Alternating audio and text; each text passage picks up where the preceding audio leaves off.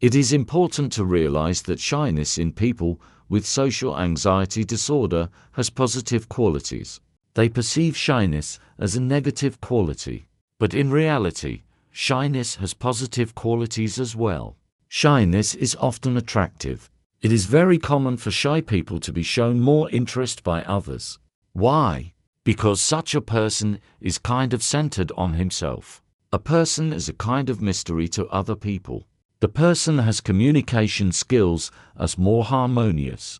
If interacts with people, the person with social anxiety disorder thus adjusts to them, and so is suited to interact with people. And people choose him, and seek even to socialize. They want to know what's going on in his world, and get a glimpse into that world. And often shy people, because they have their own unique lives, have their own interests. These interests are many. They have a lot to talk about. There is independence and autonomy, accustomed to live alone, by themselves. Therefore, their inner world is unique. There is a unique experience. They know how to rejoice on their own. Attracted therefore people of others. And the personalities of shy people are attractive. One can create a good relationship with them, because if a relationship is established by such a person, the person remains faithful. A person with social anxiety disorder often with one person can maintain friendship and a long relationship. One can create a fulfilling relationship with him or her for a long time, even a lifetime. Often such people are so trustworthy that they are actually even more suited for a relationship. Next, a person with social anxiety disorder is characterized by kindness. Because they understand heartache, what they are going through, they try not to do to another.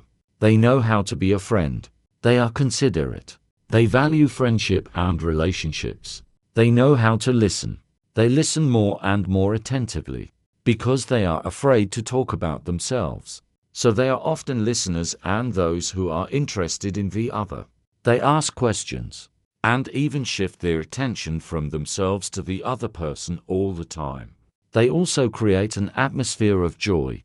They start to say something, find some ways of communication in which joy will be. The person likes to be engaged with them.